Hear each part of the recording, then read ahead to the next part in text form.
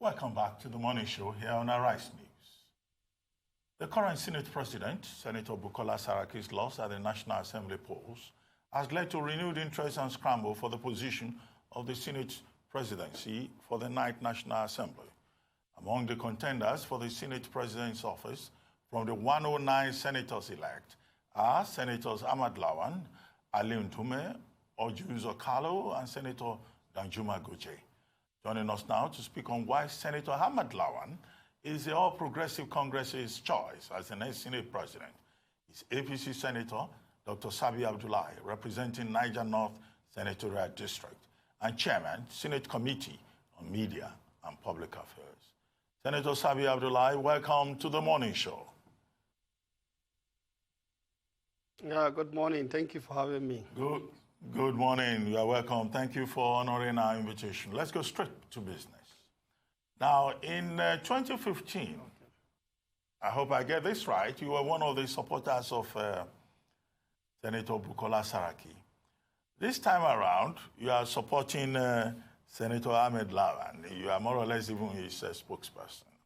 I see a shift in your position. What is responsible for that? And why do you think Senator Ahmed Lawan, who is the anointed candidate of the party, is the best man for the job? Well, thank you very much. First, perhaps let me clear the perception that your opening comment might tend to prop up. In 2015, when we came on board, you will recall that at that time it was more or less like an open game. And as a result of that, of course, like you rightly said, some of us supported the current Senate President.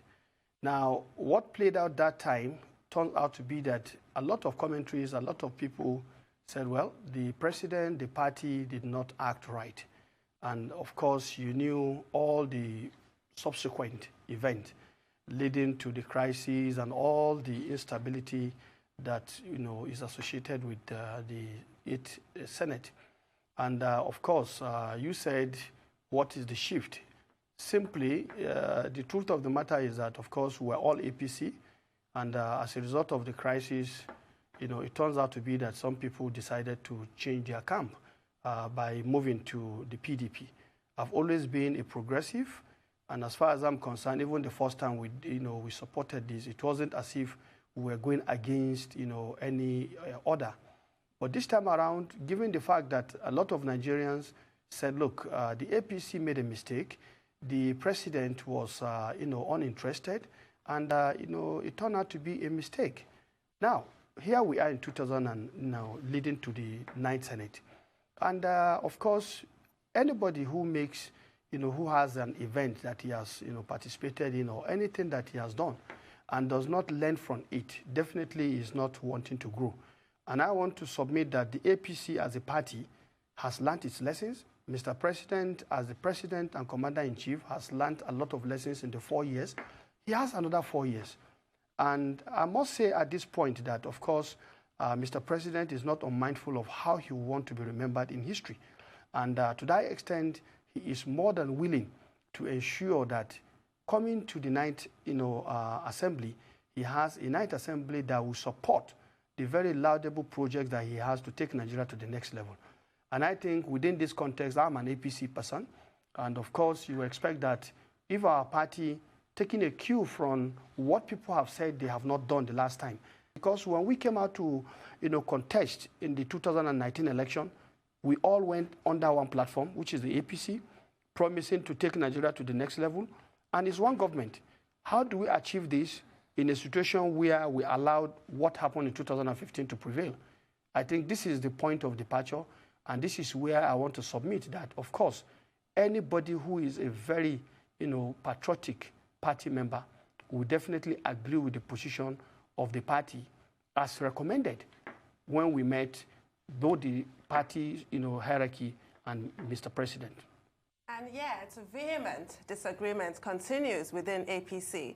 You've said that the APC is trying to rectify mistakes made in 2015, but what in practical terms will you do between now and June to really get all APC members on the same page? You have Senator Aliyu Sabi's campaign going ahead full steam. He's rolled out a 9-point agenda. He's not been cowed by the reports that he is not the anointed candidate, but Senator Ahmed Lawan is. You also have Senator Danjuma Goje in the race as a dark horse. What is going to happen to realign the APC's position? Well, you see, let's understand one fact very clearly. The APC as a party is saying that, look, we have to consolidate on our gains. We have the majority in the National Assembly, and we would like our party members to act right so that we can go into the 9th Senate or the 9th Assembly rancor-free. Yes, of course, when we were called and this issue was recommended to us, I don't think it is the first time we are hearing that. It is nothing new. And I expect that, of course, most of the gladiators are aware of this thinking.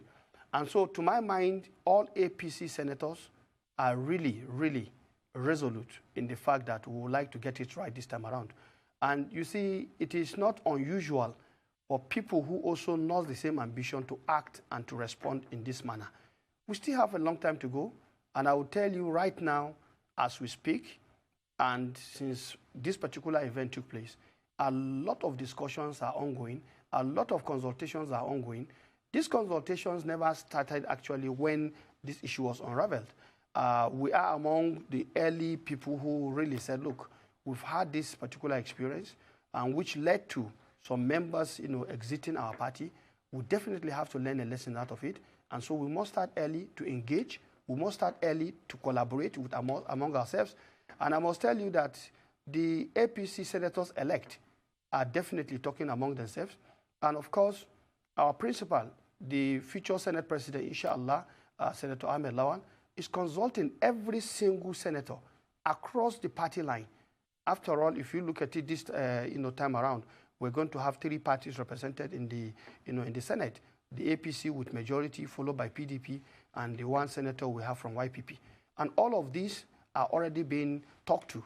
And I want to assure you, even the YPP is already caucusing with us.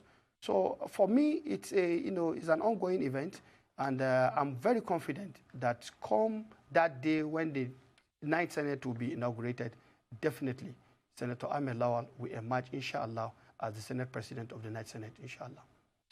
Indeed, and distinguished Senator, you've said repeatedly, even before now, that you're confident that even the PDP senators-elect would be voting for your candidate. But what is in the offing for them? That's the PDP senators-elect. Considering the statement by a national chairman, Adams Oshiomhole, who says the position of the minority should go to the minority, and that even committees, they would not get juicy committees, in his own words. So what is in the offing for them, and how have they responded so far? Well, first, let me say that I don't know anything about juicy committee. A committee is a committee, and we are out to work for Nigerians. By the way, let me put it very clearly here that the trust of Senator Ahmed Lawan is a Senate that works for Nigeria. And I want to submit that all of us as senators, if we are truly going to work for Nigeria, then all of us will be getting something for ourselves. Because why are we elected in the first instance? We are elected to work for our constituents. Every one of us, the 109 senators, have their senatorial district. And constituents of these senatorial districts, at least, they have so many choices, and they've made their choice. And that is why we have senators elect. Now, the implication here is that I'm representing a constituent that is interested in what I would bring for them as far as infrastructure is concerned. For example, roads, the issue of electricity, the issue of good education, the issue of water, health, and the like. And so if we are going to work for Nigerian people across the entire landscape of this country, and we work together as one united Senate across bipartisan line, then I want to submit that, of course, the idea of somebody belonging to a juicy committee or not belonging to a juicy committee becomes irrelevant, because the overall goal is actually to deliver dividend of democracy. The idea of committees is just the way we work. And definitely, whether you are in a committee or not, the right you have to represent your people, to legislate for this country, and to oversight can never be taken away from you. So I think we need to really understand how the legislature works. And so let us not, of course, whatever the party chairman said, he's saying it in his capacity as a party chairman. And that definitely should not, lead us into thinking that, of course, when we go into the Senate of the Federal Republic of Nigeria, it is the Senate of APC. No, it is the Senate of the Federal Republic of Nigeria. Laws that will be made, we cut across the entire landscape of this country. And of course, for example, if we made a good law, which is going to bring or guarantee the safety and security of our citizens, I don't think currently, if you look at the security challenges, the criminals and bandits that are terrorizing people in some parts of this country do not ask you which party do you belong. So I think these are the issues we need to, properly put in place and to understand that when we get into the Senate, we're going to work for Nigerians. And the idea of somebody thinking he has to be in this committee because it's juicy should be downplayed, because we are out to work for Nigerians. Distinguished Senator, I'm not too sure that you responded to the question I asked you earlier when I said, why do you think that Senator Ahmed Lawan is the best man for the job? But I see it sounds like you are supporting him because you think, you believe, you accept the fact that he's a choice of the party leadership, or perhaps because you think that he's entitled to the position because he's a ranking member. When you say working for the people of Nigeria, with regards to the man you are supporting, what exactly does that mean in real terms, specifics? Yeah, thank you very much. Perhaps maybe I didn't get the question as you put it, but now that you've asked this question, I think it's very clear to me. Let me say that the choice of Senator Ahmed Lawan is actually looking at it from the perspective of competence, from the perspective of experience, and from the perspective of leadership. He is the current Senate leader, and definitely all of us have seen what he has done as Senate leader. And of course, having that ranking, he's perhaps the most experienced parliamentarian now as currently situated. And so we believe that he has something to offer, and he has been on the minority side. That is a rare privilege also. And now he's actually on the majority side. So the idea of balancing, which is required in any parliament and in a Senate like ours, I think is key. And given the experience he has had, we believe that there's going to be stability in the Ninth Senate. And stability is what we require to actually legislate on very critical issues that will help us to move this economy forward, that will help us to address the issues of insecurity, that will help us to address all the myriads of problems that Nigerians will want to see the Ninth Senate addressing. So to our mind, myself and a lot of our colleagues, and I say a lot because the majority are actually rooting for Senator Ahmed Lawan. In terms of competence, having served in various capacity, he has served as a Senate, when he was in the House, he served as the chairman committee on education, he served as committee on agriculture, and he also served as, when he came to the Senate as the chairman of public accounts. So this has put him in a very vantage position to have understood the nuances that goes in a legislative house. And I submit here that definitely when we have a Senator Ahmed Lawan presidency, I want to believe we'll have stability, like I repeated earlier. Then we're also going to get, the issue of competence coming to bear. Now, he has been, a long-standing member of the National Assembly. And so the experienced hands, even in the PDP, they've been his colleagues for a long time, and he's able to work with them. So these are the things we are looking at, and we believe that, of course, with everybody working for Nigeria, definitely will deliver our mandate. Well, we all agree that there must be cooperation within the different arms of government, but there's a fine line between cooperation and not giving checks and balances, which is the duty of the legislature over the executive. What do you say to people who raise this issue with regards to your candidate, Senator Lawan, being the anointed candidate of a party, who feel that, one, that they've been imposed upon by the party, and that, two, he will not guarantee an independent legislature? Well, let's look at it this way. First, I don't see, the issue of opposition here.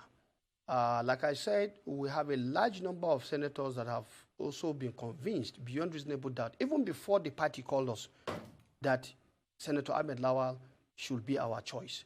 And I think we've been working along that line even before the party called us. So the idea of saying imposition, I think, is wrong. The party has a right to also tell us, what we should look at and be guided by, so that at the end of the day, as we campaign for Nigerians, we'll be able to deliver on our mandate as a party to Nigerians. So that is very instructive. And I don't think we should take away that from the party. Nigeria's democracy is evolving, and we must continue to, understand what should be done at what time. Now, coming back to the idea of, the independence of the legislative arm, let me say here that all senators, the 109 senators, are all equal. And if you look at our democracy, the idea of the Senate is actually to bring equity. That is why we have, every single state having 3 senators. That is the idea of equity. Now, within this context also, if you look at how we operate, every single senator has the right to speak his mind, to say what he wants to say. The presiding officer is the presiding officers. And by our rule, where there are issues that senators believe they don't agree with the presiding officer's decision, they have the right to challenge that. So I don't see how anybody can be a rubber stamp. And where our people believe, even as party men, where our party is not bringing in something that we believe is right, we have a right to also tell our party. But what we are saying here is, rather than having crisis, rather than having public attacks against each other, which will slow down governance, which will allow us not to actually concentrate on the main goal of governance, we believe there should be ways of doing things. And these ways of doing things will happen where there is harmony among our choice and where we have stability as a chamber. And I want to submit very clearly that this is what we want to work for, so that at the end of the day, whatever is going to come to us, definitely we are all binded by the Constitution of the Federal Republic of Nigeria, and Mr. President is swearing to an oath of office, and definitely all of this thing is to say that we will defend the Constitution of the Federal Republic of Nigeria. So where we are all operating in line with the dictates of the Constitution of the Federal Republic of Nigeria, I don't see how anybody can decide to say he wants to do otherwise. And I want to tell you that given the caliber of people I've seen elected into the 9th Senate, I'm expecting a very robust debate, because a lot of them, from what I've seen, just like even the previous Senate, they have a lot of experience and they are yearning to come and contribute their quota. Well, you have highlighted how your national chairman really doesn't understand the workings of the National Assembly. But you really did not answer what you were giving the PDP senators-elect that you are wooing, I mean, apart from committees, which you say there are no juicy ones. But let me also ask you about the imposition allegations. Senator Aliyu Sabi insists that this is an imposition, and it was only announced at that presidential dinner. You have called him a liar. In court, you say it is not good for people to peddle lies and being economical with the truth. Those were your words. But you've talked about, being proactive and having consultations. The spokesperson of your party, Lawan, has also said there was consultation with party leaders, but nobody has said if there was consultations with the senators-elect. After all, these are the people who will vote on the floor of the chambers. All right, let's look at it this way. When I made those comments, what I was asked was, according to Ndume, he said there was shock when this announcement was made. And that was the area I commented on. And I said, to the best of my knowledge, I was there. As this announcement was made, there was an instantaneous and thunderous applause from all members, majority of the members, sorry, not all, majority of the members. And to me, that signifies acceptance. And you see, when we say consultation, even our meeting there was part of the consultation, because what they said is they are recommending to us. And of course, the process is ongoing. Now, before then, let me also submit that we've actually had a very strong caucus, and we've been talking among ourselves. And so let's not make any mistake about it. Consultation is an ongoing process, and we are not yet there. And until we get there, we'll understand what exactly has happened. But on the issue of the committees that you talked about, what I'm trying to say here is that, you see, there is this saying that you don't prize fish in the water. As far as we are concerned, what we are guaranteeing is the fact that we want to work with everybody. And as we speak, Senator Ahmed Lawan has been consulting every single one of the PDP senators, engaging them on a one-on-one basis, just as he is doing with every single one of the APC senators, so that they can have that heart-to-heart discussion to understand each other, so that at the end of the day, we can be on the same page. And I think as long as this is being done, then people can have confidence on what he is going to do. It is going to be a collective responsibility. And I don't think for a parliament, anybody will want to shut out any particular one group, because everybody has similar and equal rights. And so let's not make any mistake about this. We are committed to ensuring that the Ninth Senate is going to be a robust Senate, is going to be an engaged Senate, engaged in the sense that both APC, PDP, and YPP will actually be focused on making laws that will move Nigeria to the next level, on oversighting the executive to guarantee that there is accountability and transparency in the workings of government. These are our responsibilities, and we're not going to shirk away from them. In terms of representation, we are representing our people. And definitely, when I have an issue coming from my constituents, it is my right to present it on the floor. And I want to guarantee you that everybody will be given equal chance to express himself, because that is a right that is guaranteed by the Constitution. So I want to say here that we are definitely sure of what we're going to do. But to perhaps come here and say we're going to give this committee or that committee to somebody, I think it is not the way to go, because it shows that we are emphasizing more on who becomes what in terms of the committee, rather than how we are going to use the committee as a working tool in the Senate to deliver good governance, to guarantee the welfare and security of citizens as the Constitution has so directed us to do. Senator Abdullahi, one point of interest in all of this has been the zoning of positions for the Ninth National Assembly. We have had people saying, look, the North Central should be given a prominent position, principal position. The Southeast saying that they are also entitled to a principal position. And people also saying the Southwest should not take the speakership of the House of Reps when we have a vice president who is from the Southwest. Similarly, you have the Christian Association of Nigeria saying that Christians should be given prominent positions. We also have the Muslim Rights Council saying Muslims should be given prominent positions. What's your take on these politics about zoning beyond the anointment of certain individuals by the APC? Well, I think to me, this is the beauty of democracy. It allows every contending interest and forces to come out and say their mind. And as far as the zoning is concerned, it is a party affair. And of course, because I'm not speaking for the party, I believe that the party is capable of addressing all of these issues, and they are looking and listening.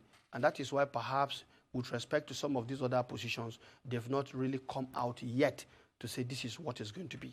The point I must make here is that I'm convinced beyond reasonable doubt that at the end of the day, the party will come out with a fair position for everybody. I'm from the North Central zone. Of course, those who are in the North Central are actually asking for something, and they have the right to do so, just like any other zone. But at the end, I want to submit that every zone will have something to be part of this particular arrangement. And that is what I know that is guaranteed. What that will be, I think, is what the party is looking at. And at the appropriate time, I believe they will make their final decision public. Let's look at the office of the Deputy Senate President. Is the APC prepared to forfeit that to PDP like you did in 2015? Well, like I've said earlier, we are learning our lessons, and we're not going to allow that to happen. We're going to do whatever is in our capacity legally to ensure that all our party members guarantee what is right to us. And since 1999, those who have been majority have always taken what belongs to majority. By convention and by practice, those who are majority are the ones that provide the presiding officers. And then the principal officers for the minority and for the majority are all equal. That's why we have majority leader, we have minority leader.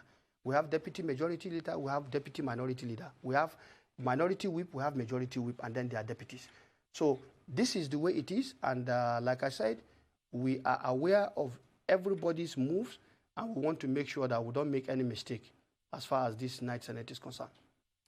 Well, Senator, should Senator Ahmed Lawan not emerge the president of the Ninth Senate, what next? Because you are very optimistic, and that is commendable. But keen watchers and analysts have said this is all 2015 playing out again. So should he not emerge, what next? Well, I don't think that question is something I want to even bring near my thinking. My thinking zone right now, as far as I'm concerned, by the special grace of God, is Senator Ahmed Lawan will emerge as the Senate President of the Ninth Senate, inshallah. That is our option A. Option B, Senator Ahmed Lawan, inshallah, will emerge as Senate President of the Ninth Senate. Option C, Senator Ahmed Lawan will emerge, inshallah, as the Senate President of the Ninth Senate. This is our thinking, and that is what we are working for. And like I told you, we are consulting massively. We are engaging all our 109 senators. And I think that is the most important point, because on the day in which we are going to be inaugurated, it is the 109 senators that will stand in that chamber and take decision. We believe it is their right to do so, and that is why we are engaging them massively at every front. And I want to tell you, we are leaving no stone unturned. And to the glory of God, I want to submit that a number of PDP senators are convinced beyond reasonable doubt that given our experience in the 8th Senate, definitely they will also want to see things done differently this time around. They know it's our right, and they will be more than happy if we do things right to get what rightly belongs to us. And that way, we can work together as partners, as colleagues, as equals. And I think that is the way to look at it.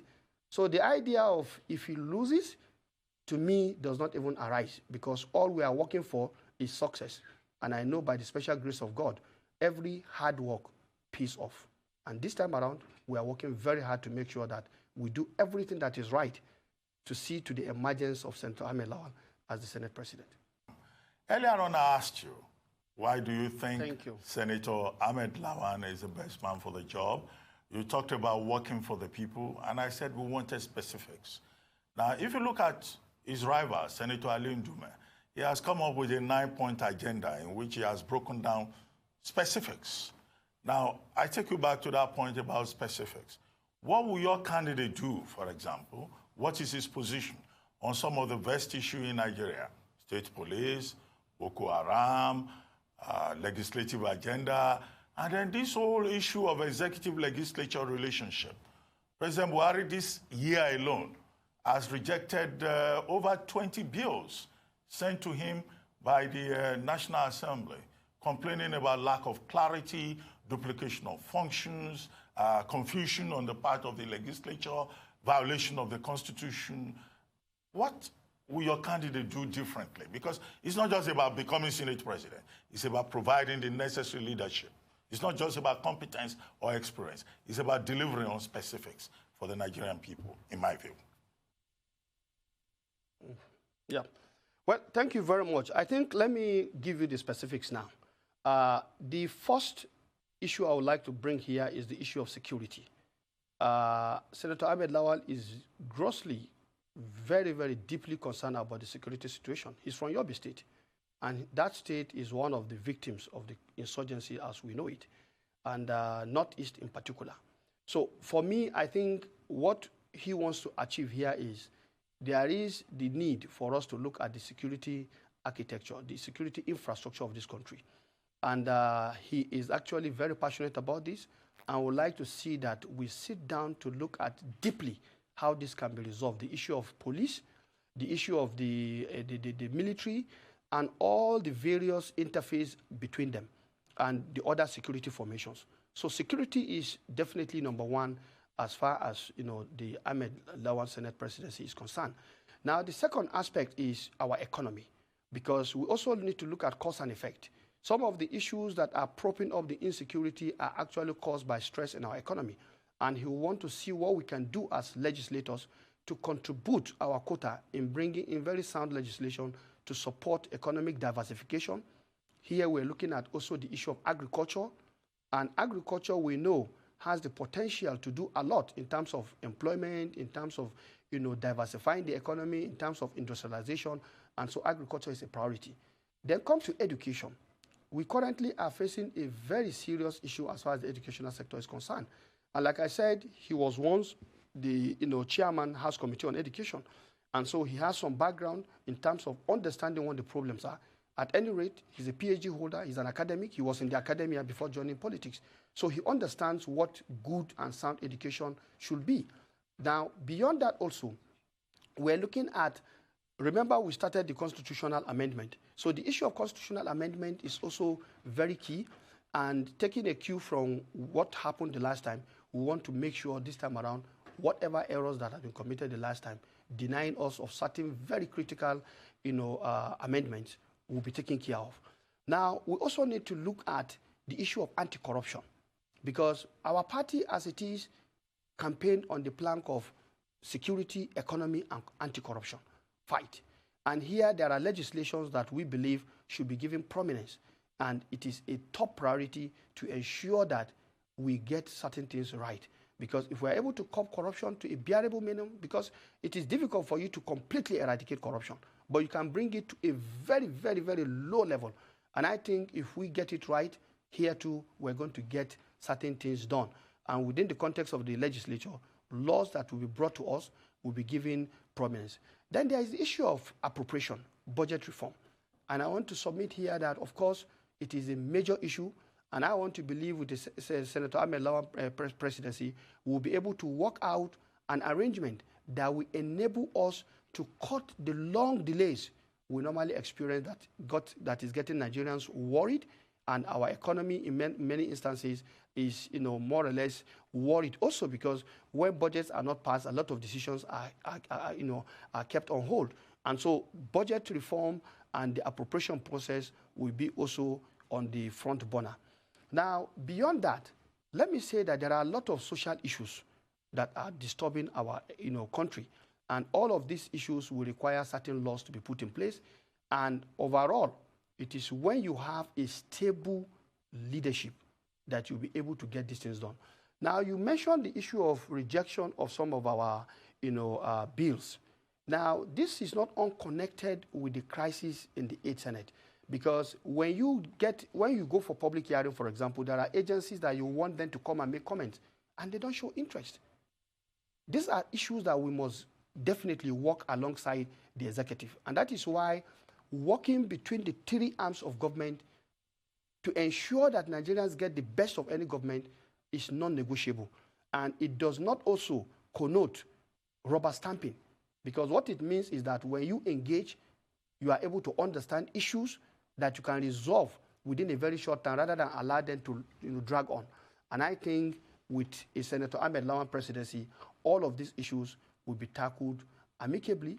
And of course, the issue of oversight, we're also going to make sure that we look at how we oversight the executive and come out with a robust framework that will guarantee that we're not just oversighting for the sake of oversighting, we're oversighting to improve processes in governance, because the Constitution is very clear that we are to expose inefficiencies, corruption. And if you talk about inefficiencies, you are talking about processes. You are talking about those things that are done in terms of timelines, in terms of even the scope, and so on and so forth. So these are issues that Senator Ahmed Lawan presidency will look at as his agenda. And I want to tell you very clearly that these issues are being discussed so that at the end of the day, when we get on, we'll definitely hit the ball running. You made mention of constitutional amendments. One of the ones that you passed during the 8th Assembly was the Not Too Young to Run bill, which was to strengthen our electoral process. Will the 9th Assembly under Senator Ahmed Lawan, if your hopes come true and he does become Senate President, will you be prioritizing the electoral bill amendment, which was rejected by President Buhari, to strengthen our democracy? Will you also be looking into issues of the exclusive and concurrent lists in the Constitution? I'm referring specifically to state police, which was also an offshoot of what we saw during the election with all that electoral violence, and also even issues like power, which will also require constitutional amendments. And also the petroleum industry bill, which has been haunting the National Assembly like a phantom since 2008. Will that be a priority for you as, say, a CAMA, the Company and Allied Matters Act, which was a landmark achievement of the 8th National Assembly? Well, let me say that definitely there will be priorities for us, and many more, because most of these other bills that perhaps are rejected before the closure of this 8th Senate, those of them that require some work, right now they are looking at them. But at the end of the day, those that are not able to scale through in terms of the corrections and return back to Mr. President for signing, we will definitely take all of them on board and ensure that we work very fast on them. We bring in all the relevant stakeholders so that we engage properly. We'll make sure that everybody who needs to understand what is going to happen is brought on board. And I think if that is done, we will definitely get it right. Now, the issue of the constitutional amendment, the issues you raised are very dear to many parts of this country. And remember, it's a process. So I cannot sit down here and tell you this will happen, because that is the right of every single legislator who is elected by his constituents to come to the Senate or to the House of Reps to say that this is the position of our people. But I believe that definitely we're going to start the constitutional amendment because it's a right. And we'll give every constituent part of this country the right to express themselves. And at the end, because it is democracy, of course, whatever the majority views are, that is what is going to happen. And that is why the beauty of democracy cannot be taken away. So let me say very clearly that we are not unambiguous. We are very clear on what we want to achieve in terms of making sure that we move this country to the next level. And we'll do that through the instrument that the Constitution has made available to us, to proper legislation, the issue of representation, and then the oversight functions. So these are the things that the Constitution has given to us. And Mikey also, the idea of, what do they call it, clearing, or is it the appointments that are normally brought to the Senate for confirmation. All this also will be given very proper attention, because what is supposed to be is when we looked at all of it, where somebody is fit and proper, we confirm the person. Where he is not fit and proper, we return it back to the executive and tell them our reasons. And I believe if we do this properly, all of these things is nothing but a process. And of course, the executives will look at what our reasons are and they will do the needful. I don't have any doubt in my mind that where this is properly done, there will be any problem. Well, Senator Abdullahi, I understand that lawmakers elected at the federal level are currently undergoing an orientation program in Abuja. Whether you call it orientation or an induction process, would you like to give us an insight into the content of that orientation program and whether that program is going to address issues of absenteeism in the National Assembly, lateness, and then the more notorious one, lawmakers coming to the National Assembly to slip through half of the proceedings, which is something that many Nigerians have complained about. You are the spokesperson of the National Assembly. What are the kind of things, what are the things you are saying to the new lawmakers and the old ones to check some of these problems that we have seen in terms of conduct? Well, as you said, Reyes, right now there is a batch, because the induction or orientation course, as you call it, are actually organized in 2 batches, because the Transcorp Hotel is the venue for the program. So the first batch are currently ongoing. I think they'll be finishing by tomorrow, Friday, and then depart on Saturday. Then batch B will be resuming on Monday.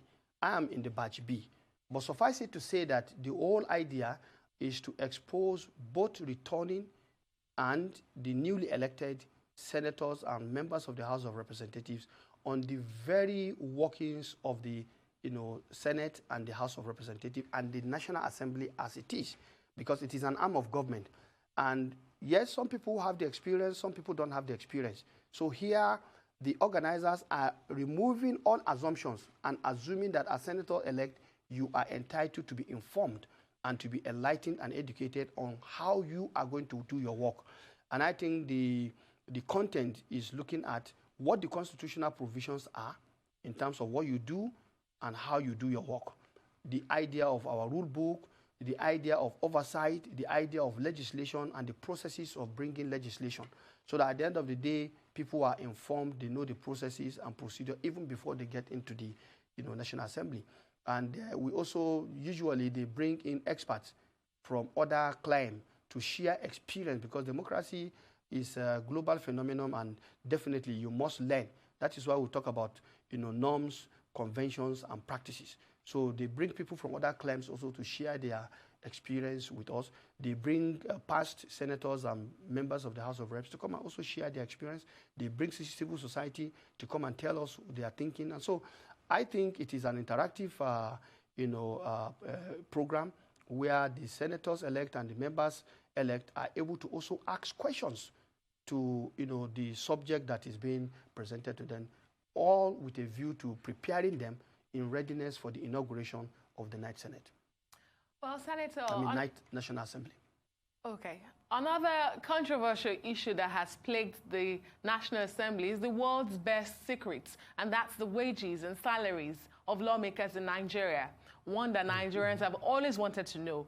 Senator Aliyu Ndume, in his 9-point agenda, had said that one of the things he would do is to make the office of the Senate President less attractive by reducing the unnecessary privileges attached to it. Those are his words, not mine. I wonder if Senator Ahmed Lawan feels the same way and would be doing the same. Well, first and foremost, I don't even know what these privileges are. All I know there is that the Senate President is first among equal, and definitely in discharging his duty, he must be given all the wherewithal to discharge his duty. If he's going to travel, if he's going to engage, other partners, and so on and so forth. So I wouldn't know what these privileges are. But suffice it to say that all I know is, for Senator Ahmed Lawan, he's been in the National Assembly for quite a long time. He understands the workings of the National Assembly. He knows where there are problems. And I want to assure you that he's going to work along with his colleagues, because it is not a one-man show. It is not a one-man idea. It is a group idea that must be tackled by the entire group to ensure that we are able to deliver on our mandate. So I want to tell you, if that is what he means by, what did they call it, privileges, definitely Senator Ahmed Lawan will look at what is doable, because sometimes the privileges too could mean that people are doing what they ought not to do. So, and I know him to be a stickler to, rules. I know him to be somebody, he's been a progressive all his life. He has never been on anything other than progressive from 1999. A member of APP, turned to AMPP, and later metamorphosed into APC. So I believe, based on his pedigree and what I know him to stand for, he's definitely going to ensure that things are done properly, efficiency is brought to bear, effectiveness is brought to bear. And if that happens, then some of the issues that people tend to think are secret will no longer be secret. So, and the idea of transparency and accountability, like I said, he was chairman Public Accounts Committee, and so he understands the meaning of accountability, and will definitely do everything within his power to ensure that the National Assembly is accountable to the people. And that is why we had the choice of saying that we want a Senate that works for Nigerian people. Senator Abdullahi, we've been talking all morning about Senator Ahmed Lawan and the APC. Let's talk just for a few seconds about you. Was it 2016 or sometime before the election, sometimes before the 2019 elections, you had issues in your own constituency. People protesting about, you not doing constituency projects, and you saying nobody has given you any money for constituency projects, and then you had issues with the primaries. Now you are back in the Ninth National Assembly. Congratulations on that. How did you manage it? What was the strategy you adopted? And how have you managed to reconcile with your constituents? And what are you going to do as a member of the Ninth National Assembly to make sure that your people do not come after you? Well, let me say very clearly that I've never had issues with my people. I came on board on the basis of my past performance as a young man who is concerned about progress in his society. And within that context, when I came on board, I must admit that all the work that I have canvassed to be executed in my senatorial district have been executed. But remember, politics is always a game where other people are interested. and my detractors try to paint me black. They try to say things that are not true. And as far as I'm concerned, this is where also sometimes the media must verify its fact. Because in all of these issues that people say, I must admit that nobody has even contacted me to hear my own side of the story. I only see it out there in the media. When some people claim that I was being stoned, in fact, I was right in Magama local government that time. And Magama local government, being a rural area, does not even have, electricity, which is one of my cries as a, senator. And of course, I never even knew all these things were happening until I came out to where there was network and I got to hear these stories. And I was just laughing, concentrating and focusing on delivering the very good dividends of democracy that I've fought for my people. And before the election, I prepared my scorecard local government by local government. I have 8 local governments and 87 wards, and I pointed out every single work that I have been able to attract and facilitate in each of these 8 local governments. And they were there, people, during the electioneering campaign, people confirmed to me that, look, you've given us these things and we've gone around to confirm them. And I think it was on the basis of all of this, my performance, that the very progressive and good people of Niger North Senatorial District, made up of the 8 local governments, deemed it necessary to support me, and they elected me massively. I garnered 161,420 votes to defeat my closest rival by almost 84,311 votes. So that says all, because it is the people that brings you to the National Assembly. I'm representing the people, and the people have spoken. So to me, I don't want to, join or cast aspersion on anybody. My politics is not about mudslinging. I don't have to bring you down before I can go up. I believe it is by pushing people up that I also go higher. And so for me, I'm working for my constituents, and I want to tell them that in the next Senate, inshallah, I will double my effort to make sure that they get what rightly belongs to them. Let me say here quickly that in terms of road infrastructure, for example, the Niger State has about 2,168 kilometers of federal roads. 1,028 kilometers of these roads are in my senatorial district alone. And if you are traveling between Makera and Kontagora, or between Kontagora and Rijau, or between Kontagora and Bangi, or if you are traveling from New Busa to Agora local government, it is like hell. And right now we are working on that. And I must say that we are grateful to the federal government under President Muhammadu Buhari, who has awarded the contract for New Busa to Kayama, another road that has been neglected for more than 30 years. And the road from Kontagora to Yauri has been, constructed, and they are moving from Kontagora to Makera. These are many more: electricity, education, and all the like. We are working on it very seriously, and I want to assure my constituents that definitely I will double my effort to make sure that I do not betray the trust they have in me. Well, thank you very much, Senator Sabi Aliyu Abdullahi. Thank you very much for that clarification. And thank you for coming to the morning show. Thank you very much. You're welcome. It's time now for a short break. My pleasure. Thank you. It's time now for a short break. When we come back, we will have astute petroleum economist, Dr. Jerome Fawibe, joining us to speak on ExxonMobil's proposed $3 billion asset sale and other issues in the oil and gas sector. Stay tuned.